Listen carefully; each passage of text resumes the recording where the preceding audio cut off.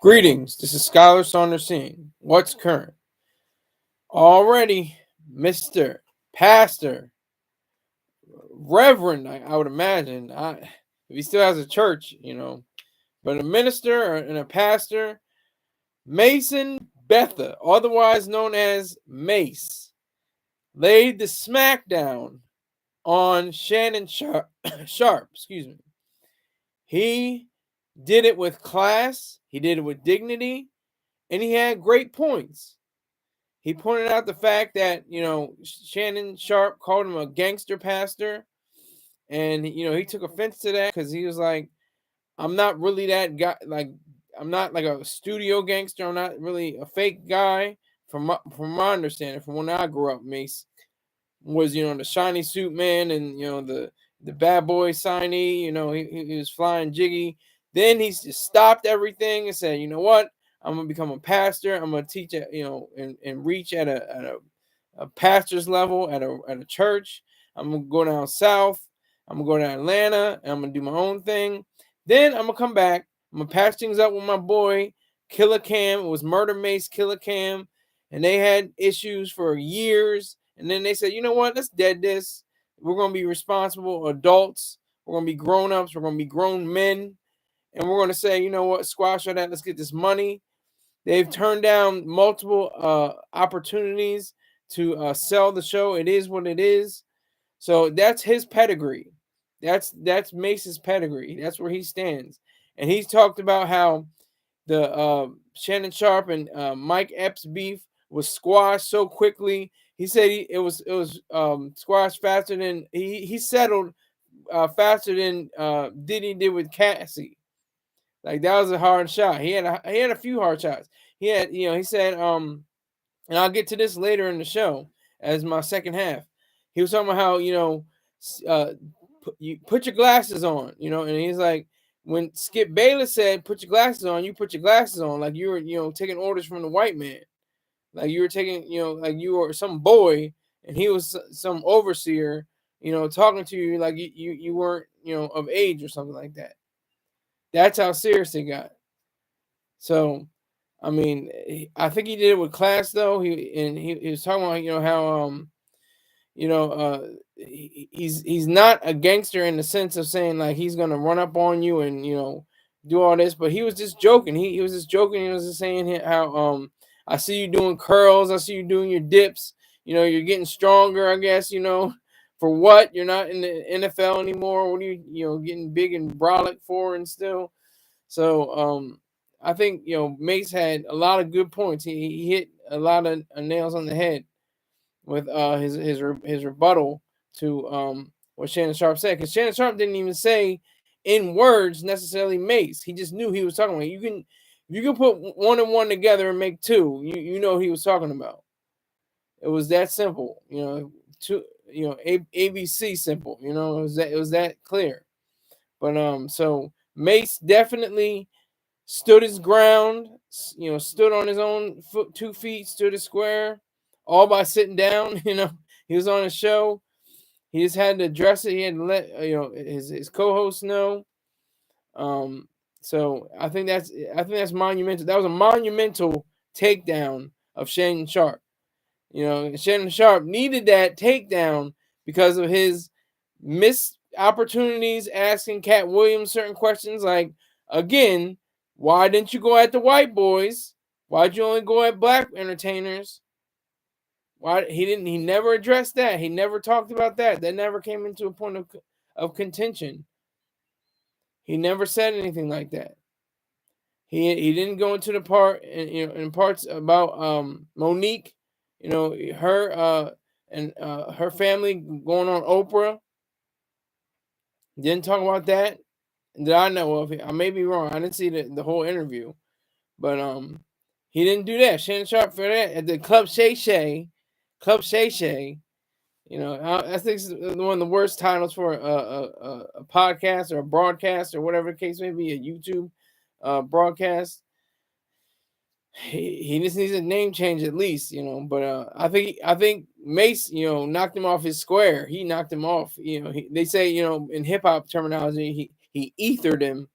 He But the irony of the ether thing is that Nas didn't really ether Jay-Z. He won the battle, but Jay-Z won the war, definitely. There's no question about that. But so in this skirmish, Mace won the battle and the war. He won both. Shannon Sharpe has to regroup. And he has to address. I want him to address the fact that what he said about Skip Bayless. You know, let a white man tell you what to do and tell you how to do things and say things. And you're your own man on your own show. Half of it's yours, I would imagine. He owns some kind of stake in it, some kind of percentage. And he has his own show, which has garnered millions and millions of views based on his interviews with Cat Williams and Monique, especially.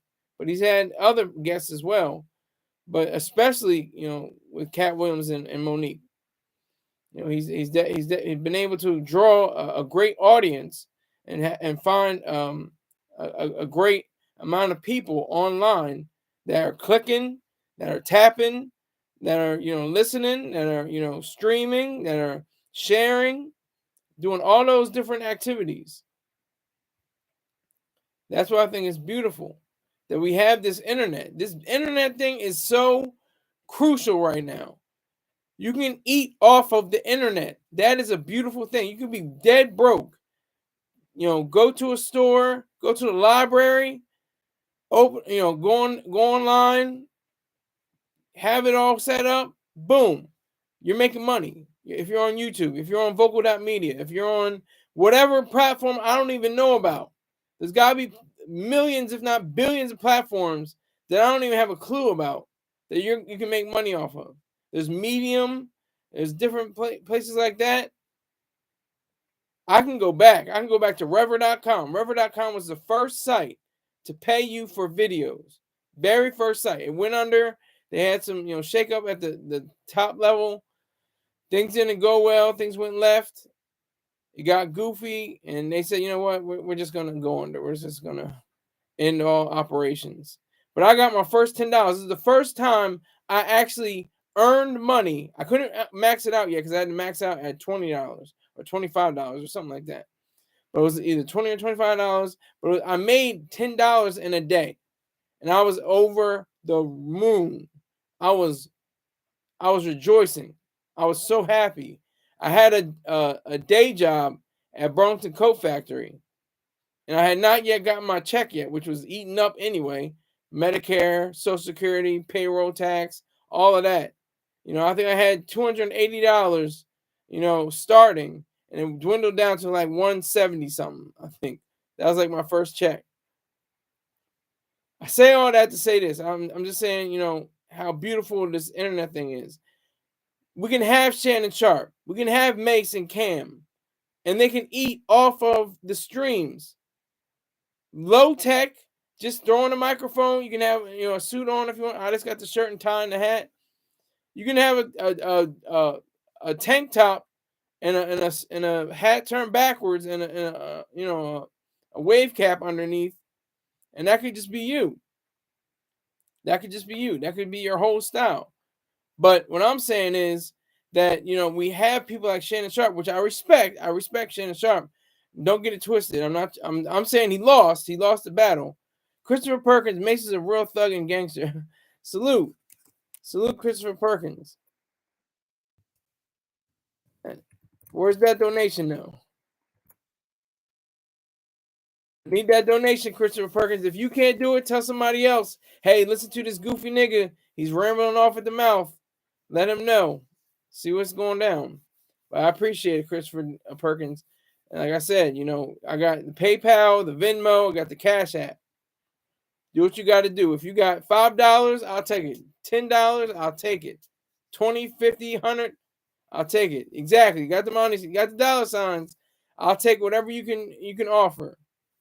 But that's what I'm saying. I mean, I'm eating off of this. I made over $1,000 on this internet on YouTube alone. I made over $1,000 on vocal.media. No taxes. None. Because I know how to work the system. Okay?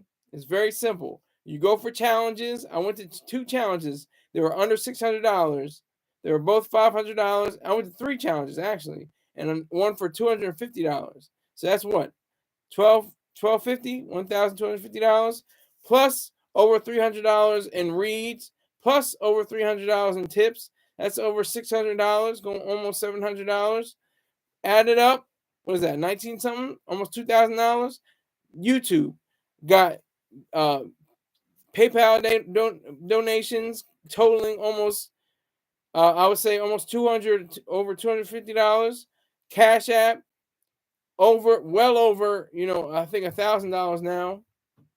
Add that up. What's that? 12. That's 19 plus 12. What's that? $3,100. Let's eat. And there's people eating a hell of a lot better than I am. Getting millions. There's kids, like I said, they're doing reviews off of toys, getting $50 million a year off of YouTube. Now, you got to pay taxes on that, obviously. And the kids aren't seeing the money. The parents are seeing the money, obviously. But that's not my point. My point is that we have figures like Shannon Sharpe. We have figures like Mace and Killer Cam, Murder Mace and Killer Cam, that can do battle online, very classy and very, subtle, and, not calling each other out in their names or anything like that, other than Gangster Pastor or something like that. Beyond that, they handle their business, but Mace got this one. He won. He won. He's a winner. He definitely pulled out, the cannon and blasted. Pause, I guess. Do I pause? I don't know. But he definitely, put on the thinker's cap. Put on his thinker's cap. He went at him in a subtle, a smooth, very calm, relaxed way. He didn't get on his feelings. He didn't cry and boo-hoo and, say, oh, it should have happened. It should have been this way. No, he just said, look, Shannon Sharpe, you need to put your glasses on. And let me say, put your glasses on. Not Skip Bayless say, put your glasses on. Let another man of color say, put your glasses on. Have that be part of the narrative. Spin that story. Because that's what it is. He showed him. He broke it down. Like I said, he had a lot of bars. He had bars against Shannon Sharpe. I want to see the rebuttal. I want to see what Shannon Sharpe says. He hasn't said anything in response that I know of. I don't think he has. He's gone on, the offensive or the defensive and said anything.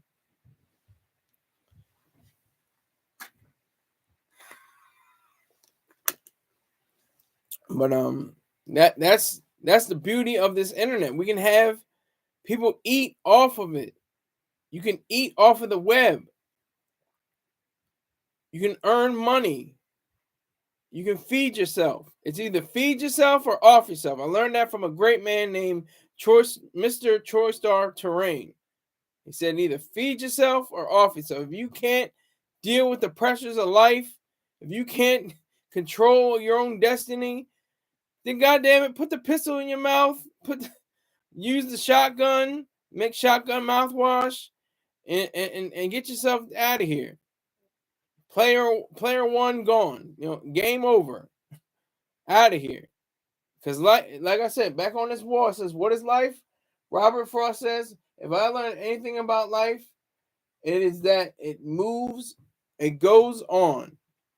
That's a fact. It goes on.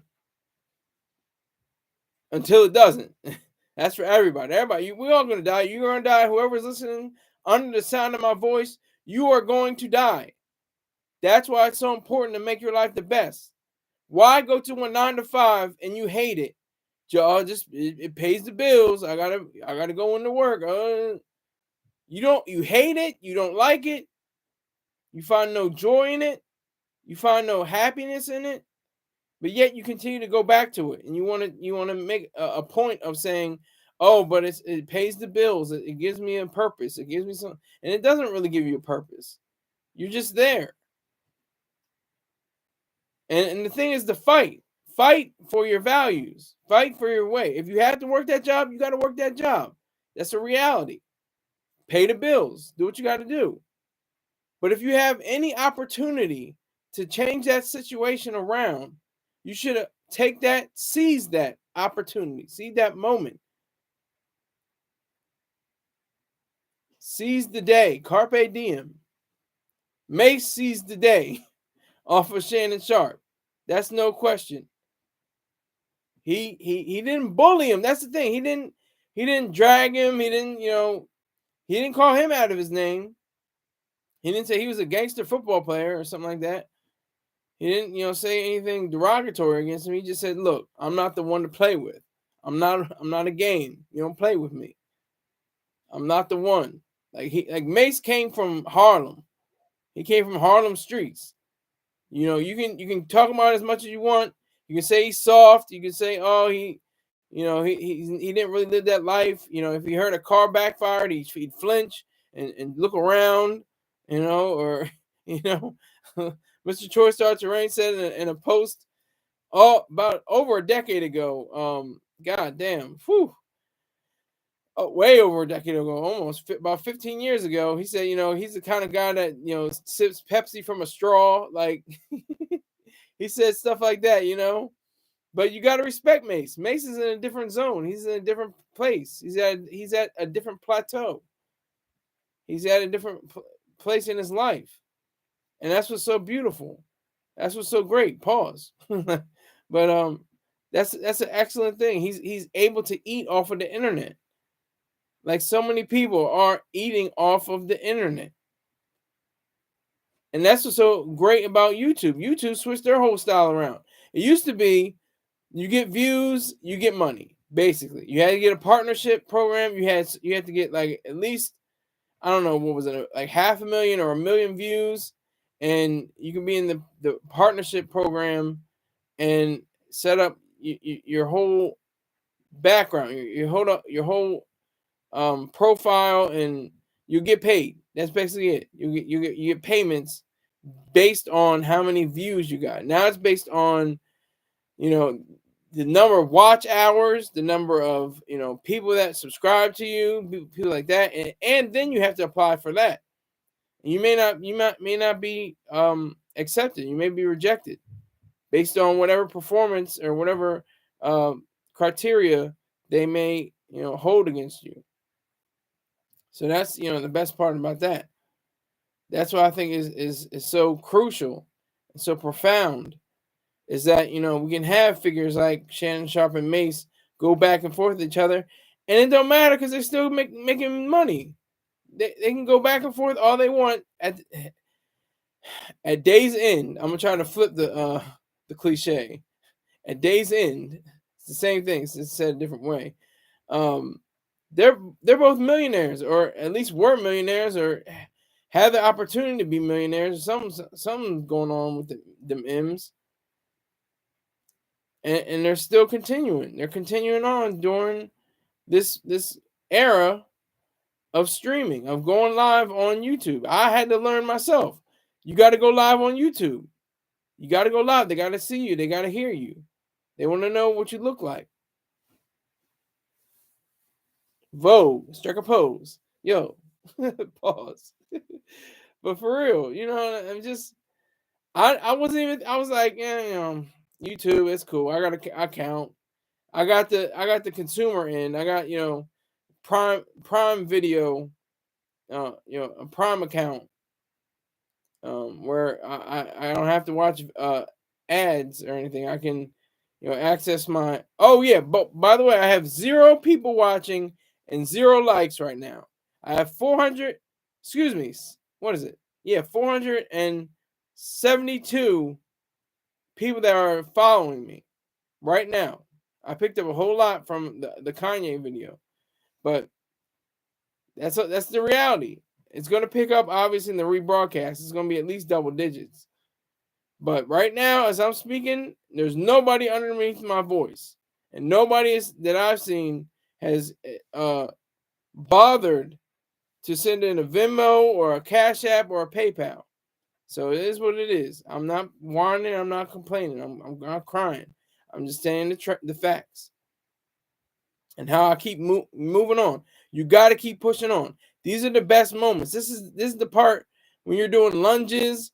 This is the part when you're doing burpees and the pain is in your stomach and your legs, and it feels like jello or oatmeal in your arms, and you're giving out on you doing pull-ups and push-ups and sit-ups. It's all about the ups, pull-ups, sit-ups, and push-ups. You can't get down. You got to keep going. You got to keep going. You got to keep flowing. So that's what I'm gonna do. With all that I know, this is what I'm doing, and with the instruction by so many more people that are around me, I'm definitely cruising along at a very fast clip. All right, let me get some ads in while we're talking. If you want to learn more about products such as sea moss and gummies, go to lifestrongapparel.com. That's lifestrongapparel.com. You will find a streamlined, professional website. I have no idea what the products are like. Don't ask me. Just tell him, my friend Peng, that I sent you to his site. Let him know. If there's some kind of feedback or function on the site, let him know that I sent you there, Scholar Saunders. Also, subscribe to B Jackson. That's BEEJACKSON 5478 on YouTube.com. Tell him that I sent you as well, Scholar Saunders. He has cooking sardines. He's making chicken. He's trying non-alcoholic beers. My favorite non-alcoholic beer is Heineken. It's excellent. Tastes great, just without the alcohol. It's wonderful. But tell him that I sent you too. Tell him Scholar Saunders sent you to be at bjackson5478 on YouTube.com. Also, go to, if you like Kim, if you like Najee, if you like Sade, if you like all these different groups and people, Zap Band, Earth, Wind, and Fire, Rolls Royce, if you like those kinds of style music, make sure you check out Spirit Smooth Tunes on YouTube. That's Spirit Smooth Tunes. That's SPIRITSMOOTHTUNES on YouTube.com. And again, tell him I sent you. Let him know that. Let him know that. All right. So if you want to sponsor or advertise, you're going to have the bucks. I'll have a reasonable fee. I have a very reasonable fee. We can talk about it behind the scenes. Just go to Scholar Saunders, SKYLERSAUNDERS at gmail.com. Then, if you want to join my 100 Club by contributing $100 or more in a month to the broadcast, just hit me up on PayPal, Cash App, or Venmo. And my PayPal is paypal.me/Scholar Saunders. My Venmo is at SKYLERLERIZED scholarized. And my Cash App is $SKYLERSAUNDERS1. All right, so back to the lecture at hand. Back to the topic. Shannon Sharpe took an L from Mace. A rapper, then a pastor, then a rapper, then a pastor, then a rapper. And he was going back and forth for a minute there. He was doing tennis. Watching the ball go back and forth. He's doing that with his career and his life. I remember when he was on Big Tigger in the basement.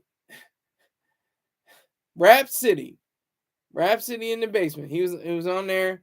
He was talking about his book, talking about how he's getting out of the game of hip hop. That was when he was he was red hot. He was white hot actually. He was very successful at that point. He was doing covers and not covers but collaborations with Diddy. And what happened to Diddy's situation, by the way? We haven't heard from him in a while. Is that a good thing or a bad thing? I don't know. I hope he's. I'm not trying to wish worse on him. I'm wishing well on him. I'm just concerned. He's got the allegations flying. He's not in Bali like Russell Simmons, so I don't know if he's protected. I don't know what his whole idea is, but that's just the weird part about being in the entertainment industry. It's a strange, goofy, bizarre, you know, type of industry, type of game. That's why you can have the Shannon Sharps, a former football player, flip his whole script, and have his own program, have his own site, has his own broadcast, and he's able to eat off of that. That's beautiful. I swear it is. I'll keep on saying it. Murder Mace and Killer Cam had tension. I'd say they didn't have beef. I don't think they had stress and tension, stress, drama, and or tension. They had that drama, maybe yes, between real brothers. They're actually tight like that. They're like brothers. Pause. But they're close in that regard. They knew for a fact that it wouldn't be anything too serious. Nothing that would be out of the range, out of bounds. I guess that's a better time. Two titles, two names, two words that relate to sports, ranges and bounds. But yeah, I think it's a great thing. I think it is what it is a wonderful program. They both have insight, and the young lady is very attractive and smart and knows what she's doing, knows what to say, know how to mediate. I think that's great.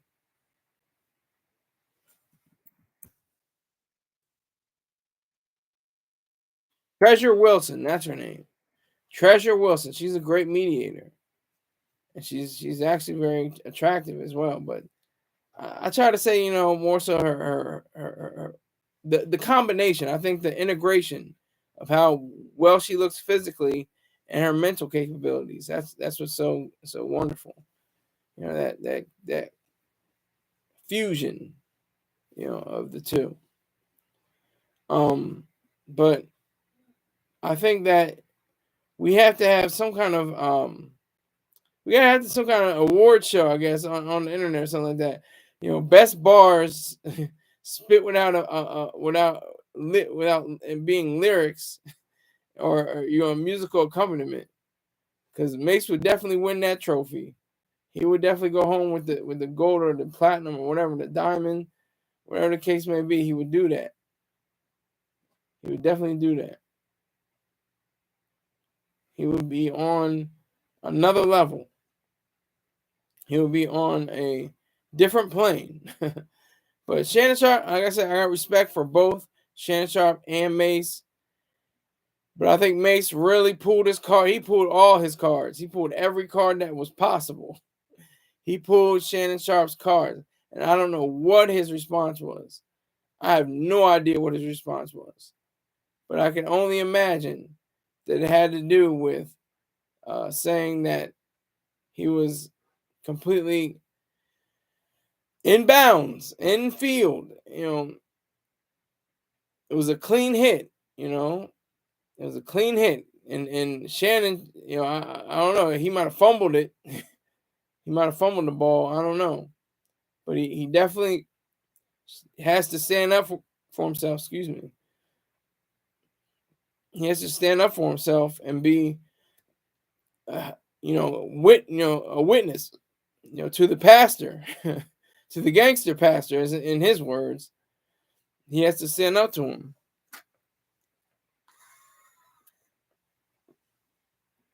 Because Mace had some hard shots. Mace had some hard shots. Like I told you. He said, I'm not, I'm not the one to play with. That was his main line. That was the line that, sparked the fire. I'm not the one to play with. I'm really not. I'm not that guy. You gotta find the next guy down the road, down the YouTube streets. because that's what it is. The algorithm is God, and YouTube is the streets. That's the new streets. So that's what that is. All right, so I was going to talk about the Skip Bayless comment, why he said that. And I'm going to go back to 2012. We're going back almost 12 years, almost, because this happened later on in the year. Not yet. It's not yet 12 years, but it will be. So 12 years, 2012. I'm going to paint the picture. 3 white boys, right? And let me give you a good example. I came from Newark, Delaware. The majority of the people who live in Newark are white. I've never had a racial interaction or anything like that to my face or in my presence or anything like that. Never.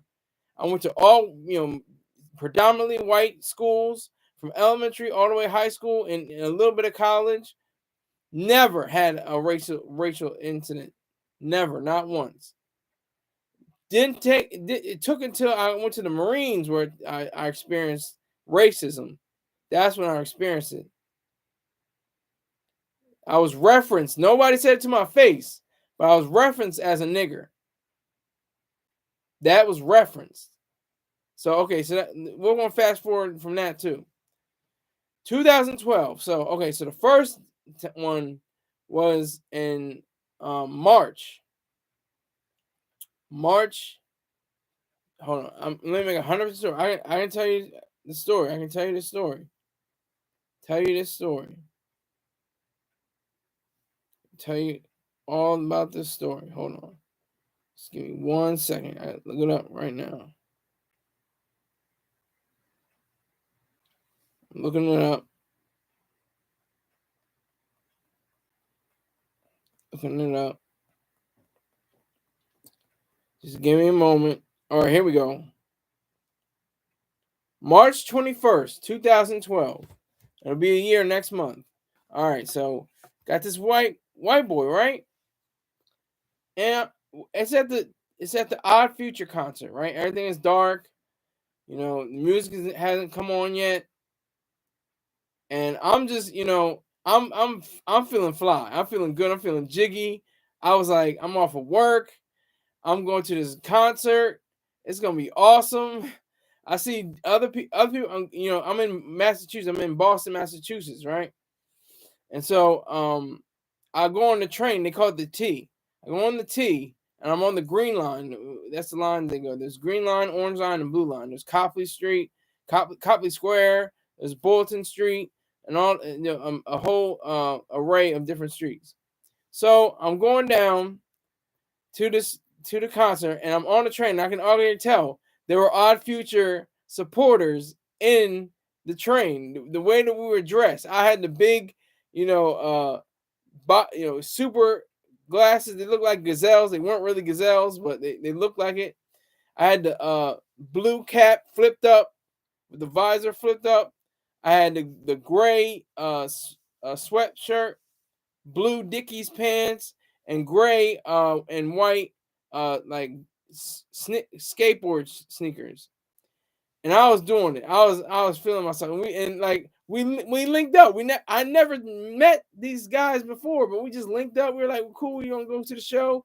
Oh, this is gonna be awesome. This is gonna be the truth. Yeah, it's gonna be real. Oh, yeah. Okay. So we go. I'm at the outside of the concert. It's around the block. Our Future had it on Smash back in 2012. They were doing the damn thing. They probably still are. I'm sure, Tyler the Creator is still one of my favorite rappers. I'm a great supporter of his. He has great creative ideals. But yeah, so the line is snaked around the back, and then people are asking what's the concert? Who's performing? And I'm just in super troll mode. I'm trolling. I'm like, oh yeah, it's Silk the Shocker. I said it's Silk the Shocker's concert. And they're like, oh, okay. And nobody said anything. Nobody in the line. They knew it was Our Future, but they knew I was trolling too. They didn't know what to say. But okay, so fast forward, we get to the line. I'm on, I give them the ticket, take my half of the ticket. I go up to the mezzanine. The mezzanine has, it's like it's kind of sparse. It's like a few people. It's not too packed, but The down part, the where the stage is, where the lower level, it's packed. It's got mad people in there. But the mezzanine has got a few people hanging around. I'm just going up to chicks. I'm just going up to girls. It's like, so what's my pickup line? Oh my god, what was it? It was like it was like, what you doing here? Or something like that. I can't remember exactly what it was. It was like, so where are you from? Something like that. And it was like 2 or 3 girls that were like, oh, my friends are downstairs, and I'm about to go down there, and oh, I got a boyfriend. Then I go over to this angel, this white this white goddess, right? And she's just standing there with her friend. And I'm like, could you call me nigger or something like that? I said that. She was like, what? And then her friend was like, oh yeah, we only are here for the niggers or something like that. And her friend, I would find out, her name and whatever she is. I'm not gonna give it up, but she's like, I'm not gonna say that. She didn't say anything, so she just laughed, and we just went back and forth. I was like, so where are you from? She's like, I'm here for school, but I'm really from, New York, And I say a band that's from New York, and she's like, her eyes just blew up.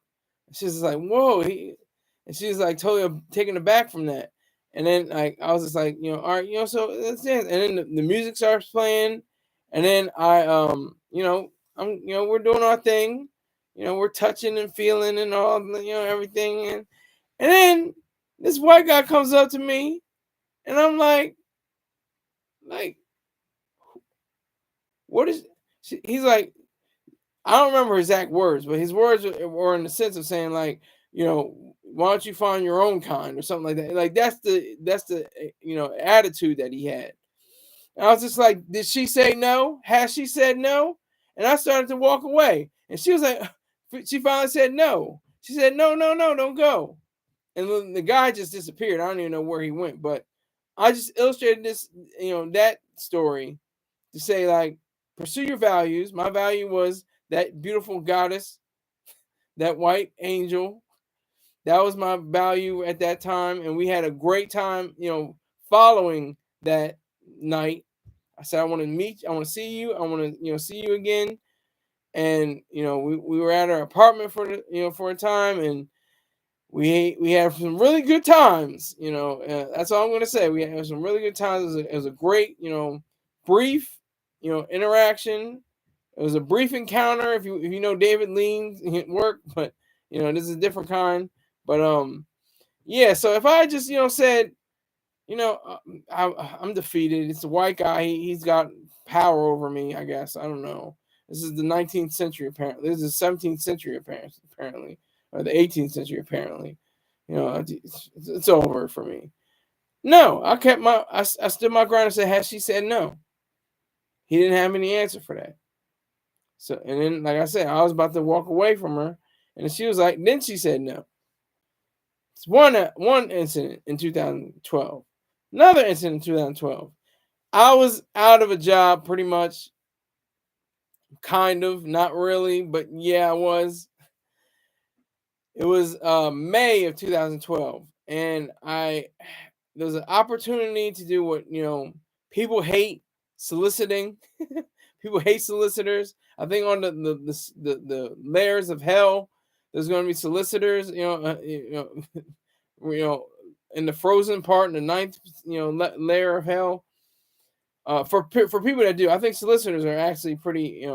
If they're doing their job correctly, they're actually very effective and very useful, and in the productive realm.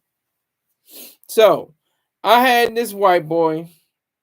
Like I said, I grew up no white hatred, nothing of the kind, no kind of interactions that were sideways. I always respected white people, and they respected me. That's the difference. It was and I had white compadres. My first best friend was a white boy. I didn't have a problem with white people.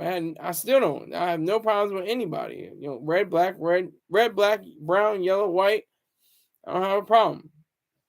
But on this particular occasion, This white boy, it was a the soliciting thing. It was something with a rhino. I can't remember what it was called. It was kind of janky.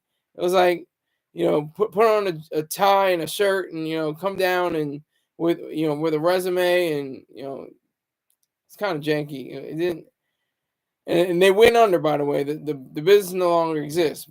Spoiler alert. But back in 2012, it was hot and popping, and they had a totally different philosophy, if you want to call it that, or an ideology, and it was mainly based on money. It was like they had a whole program called Benjis. I was like, what the hell is Benji? Oh, Benjamins. Oh, the money, $100 bills, dollar bill, y'all. Okay, got you. So I'm just doing my thing. I have my my 1999 Saab 93. Uh, it was blue. And, it was a top, dropped the top. It was a convertible. Even though the convertible wasn't converting, it wasn't working at the time. Which is ironic, because that was the whole point of having the convertible. But I forged through. And this guy, he thought he had like some kind of dominion over me or something like that. He was like, "Oh well, I was doing random stuff. I was doing random shit. I had a cigar. I was puffing on a cigar through the offices. I didn't give a damn. Then I didn't see any no smoking signs, so I didn't. And he's like at his on a step above me. I'm on a step below, and he's kind of like berating me, but not like cursing me out, but just like saying how, oh, you can't be doing that. You can't. You got to make sure you're professional. You make sure you're professional. Like that's all he was saying. And then like during their classes that they had, for how how to go down the block, which is weird to me, which is strange to me because they were specific. They were to people's houses they had information on. It wasn't just random, cold, walking, COLD walking, and instead of calling, cold walking, to people's door and knocking on the door and say, "Hey, we're with it." No, it was like, "You're Roger Johnson, right?" Like, "Yeah, I'm Roger Johnson." And like, "Okay, you have your cable bill and you have your cable. We're gonna deal with that." And that was the whole issue. It was about cable. Back in when cable was cable, 2012. Um, so we had the spiel, we had the speech, we knew how to talk, we practiced on each other and said, different things like, "Oh, how are you today?" And what we would like to do is upgrade your cable subscription and do like that. And then if we had a sale, we would get a percentage of whatever the money was. We can bank that. We can pocket it. So this white boy, we're going. I'm gonna fast forward. First of all, they want you to have a car so they can drive around. First of all, I made them give me gas money, and they tried to be cheap with me. They tried to give me $2, 50 cents, and a dollar. So I knew they had more money, but I was like, I didn't mind it. I just wanted to see the adventure. I just wanted the adventure of that whole mindset. And so I go and see about this white boy. He's riding shotgun, and he's just like he allegedly he said he was a Marine like myself. I'm a Marine. He said he was a Marine too, and he did the talking. I did most of the observing. And then one time, this is the moment of truth. He had me go to this house, and we were about to go in there, and he was just like, "You gotta be professional. We gotta be professional." Well, I'm gonna take you back to the room where they're like, after the sale, we're like, "Woo, woo, woo, woo," and I was like, "That's real corny. That's real. Is that professional?" I'm like, and so fast forward, he's like, "You gotta be professional." We're walking down the street, going, towards the house, and I said, "Woo, woo, woo, woo, woo. Is that professional?" I told him like just like that. And he was like, "You know what? You can go back to your car." I was like, "Fine." And I was like, and then while I was walking back, the guy that we had for the sale, he opened his door and was like, "Hey, you guys, what's up? What's going on?" And I just was like turned on the charm. I was like, "Hey, we're gonna talk about your cable. We're gonna talk about installing, upgrading your cable plan." And we sat there. We sat in his dining room. He had his wife with him. You know, we were just talking. He was talking about how he loves Steve Harvey. Surprise, surprise. Um, but he no, he was he we got this. I think he got the sale. I think the white boy actually got the sale, and I'm sure he didn't mention my name. I didn't get a dime from it, but to him, I want the adventure. The adventure was fun. So we go out, and I was just like, "Where? How do you get out of here again? Where's the street?" And he told me the directions, and I was on. That was it. So that's two white boys, two white steers. My third and final story about white boys and why you got to be clear with them. You know what your stance is. I was at this is the best part. I was a mental patient in the psych ward, but I was able to go out because I was at that status.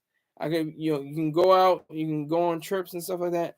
So we go on a trip. I think it was like a barbecue, something like that, and like they're doing fishing and stuff like that, and we and just going in the water a little bit. So I'm on the sand. I'm just looking out. I got the crazy gazelles. Well, they broke, right? So I had them on, and then they had like pipe. What's it called?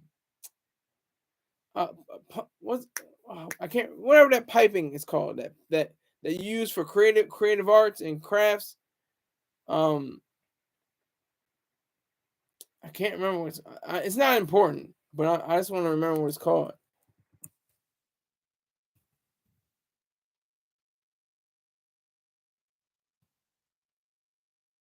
Pipe cleaner. Pipe cleaners. That's what they're called, the pipe cleaners. I had pipe cleaners on my glasses, right, to hold them up because they broke. And I wasn't even thinking about that. This guy comes up to me and says, I can't remember all his words. It's been 12 years almost 12 years. And he's just like, you're just trying to scam the government. I was talking, how I was getting paid by the government, 50% at that time. And then he was like, "Oh, you're going for 100?" I was like, "Yeah." He's like, "Oh, well, you're just trying to scam the government. You're trying to, run the government, whatever." I was like, "No, I have bipolar disorder, and I rate." So he was just getting mad at me, like. And this other old guy, he was missing his foot, I think, or something, lower leg. And I was just like, I was trying to be respectful. And I didn't, really go digging on him. I didn't really get my digs in on him. But I was just like, "Sir, this doesn't concern you." And he was just like, "Don't call me sir." And I wanted to say, "Well, does man fit?" Okay, but I didn't want to go at him like that because I still wanted to retain respect. But this white boy, this younger man, he's gonna be like, "Why don't you get out? Why don't you stand at parade rest?" That's the thing. Parade rest is when you have both hands behind your back and you're in a position of, not a position of attention, but you're a position to be, talked to, from your superior or something like that. So I was like, I just looked at him like, I was just like that, and I stood there. I didn't run from him. And that's why I love that Lil Wayne song on the Play a Circle song. I ain't ran from a nigga, and I'm about to pick the day to start running. Look, honey, I ain't never ran from a nigga, and I ain't about to pick the day to start running. Get money. So this white boy, he gets mad. He got frustrated. He's just like, "Ugh," and he walked off. The next day, or a few, either the next day or a few days later, we're at another trip. We're at another trip. We're having lunch, right? I'm eating my spaghetti, right? It's pretty good. It's not the best I ever had, but it's pretty good. He sees me. I see him. He's got his plate in his hand. He puts a plate in one hand and nudges me, right? Nudges me while I'm eating my spaghetti. He goes to sit down. Before he can sit down, I stand up. I go over to him. I say, "If you want to make something out of this, we can do this." That's all I said. I don't remember what he said. That's all I said though. If you want to make something out of this, we can do this. That's all I said. So I was, very taken by that.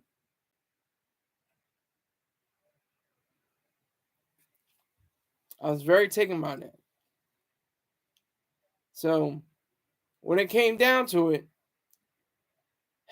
I had to say, in these 3 situations in 2012, I mean, it was amazing. It was because later on, one of the administrators or one of the moderators, she was a beautiful Italian broad. She had a high, squeaky voice, but she was beautiful. She was very attractive. She had the arm, full of guitar, tattoos and stuff like that. But she wasn't playing any games. She was like, I did the one thing I knew how to do is hold the door. And I held the door for very objective and hateful reasons. I held the door for him. And he was like, "Don't hold the door for me." Oh my God. No. So I knew that was going to be his reaction. That's why I held the door. I was very conscious of holding the door. That's why I don't do the hold the door thing today. Anybody wants to hold the door for me? No. I got it. I even drop in. Oh, I'm a Marine, so I'm still in. I'm still here. I'm serving without being in the service. But nobody's gonna hold the door for me if I can help it. But that's why I don't understand why stores don't have automatic doors already. Just have automatic door. Why you have to have to open the door and then open the door like in Wawa where I am? I'm in the Northeast Atlantic, near in the Philadelphia area. Why even have doors on the Wawa? I hate that. I hate Wawa doors. They should just have one door open, closed. It's 2024. I mean, goddamn. And I know why they do it. They want to have it so. Oh, I'm gonna hold the door for you. I'm gonna hold the door for you. I'm gonna hold. They want that. That's the whole reason. I understand. It's not the technology. If they would have upgraded. When it first came out in the 80s, I think, or it was the 70s, 60s, something like that. But or widespread, definitely in the 90s. But I digress. So he comes out. He's like saying words. I don't even know what he says, but I'm just like, if you want to make something, you can make something of this. That's all I'm saying.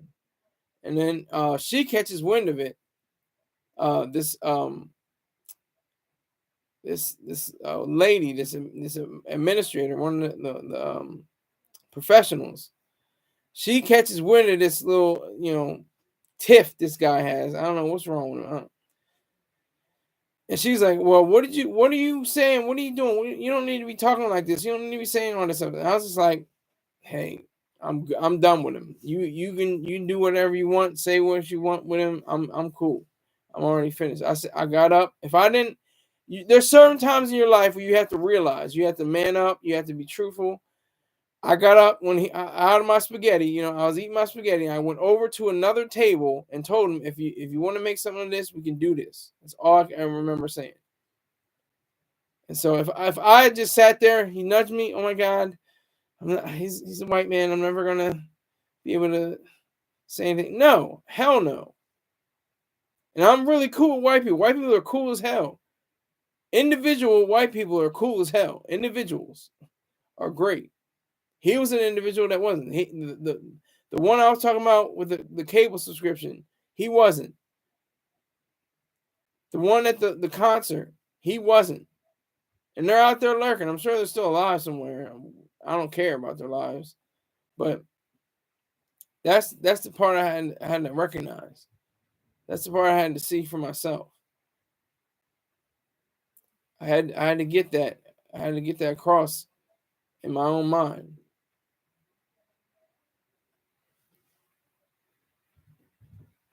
That's the power of self-esteem.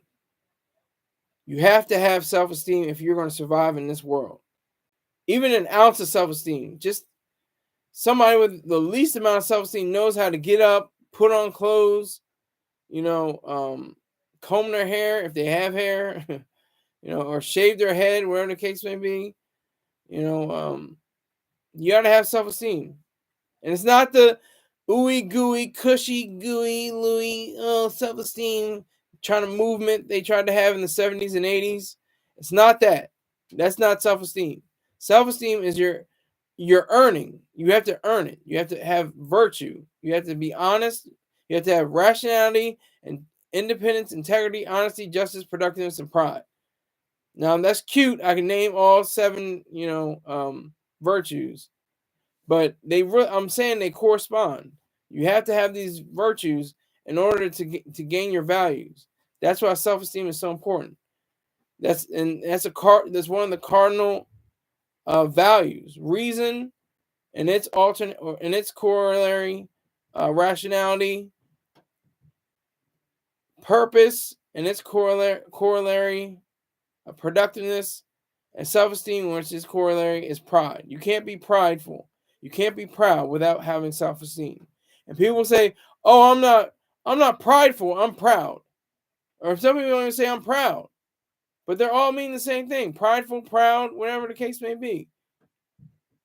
It means you have an ego, not an egotistical sense, but an ego. You have a sense that you are worthy of being alive. You're worthy of being a human being.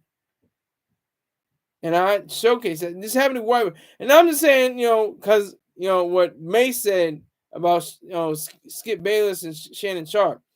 There's too many incidents. I can't even name all the incidences with black people, especially. I had some issues with some brown people, not so many red people or yellow people, but brown, black, and white people I had issues with. And that's what I'm saying. Like, black people are no different. It's all in the individual. It's all about the individual. You run across people, they want to test you. They want to test your gangster, so to speak.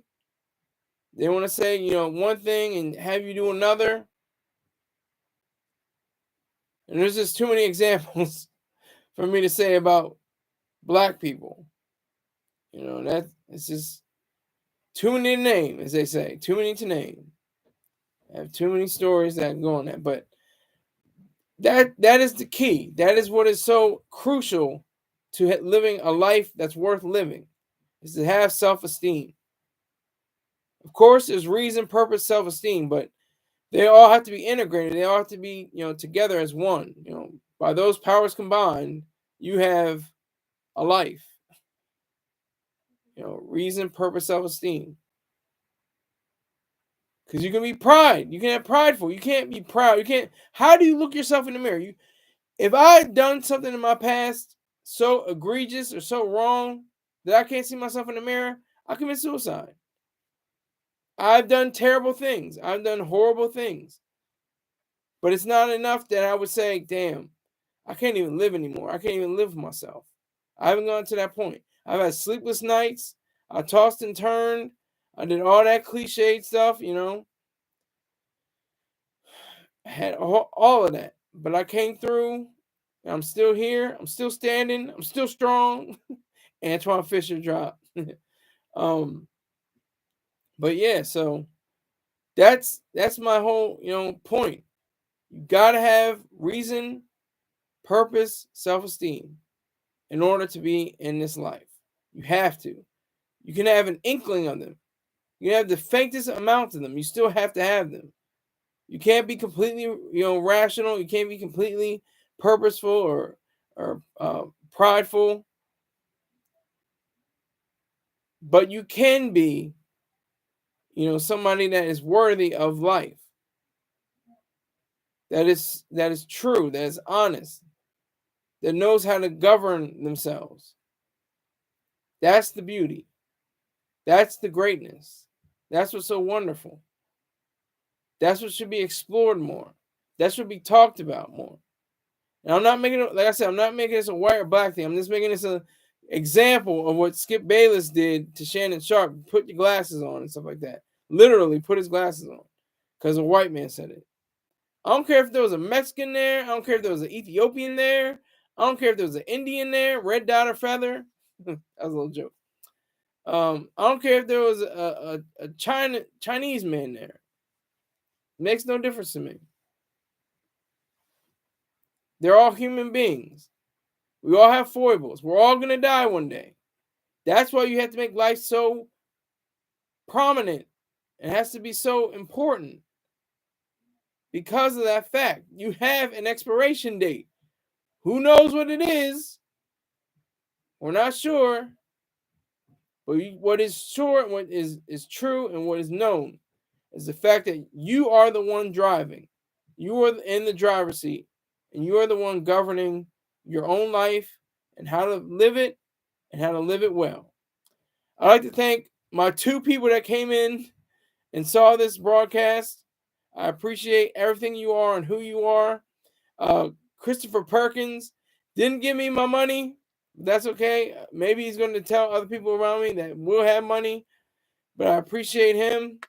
I just had, sometimes I like these shows, and I'm not okay. Who's in the live chat? I gotta say what's up. What's up to the live chat? Until I get to the point where the live chat just is spinning. I'm not gonna be a chance to tell anybody who's on there. But at this point, I have to say, oh, thanks. Salute. Thanks for coming by and all that. But I appreciate you all for coming in. I will see you tomorrow. Take care.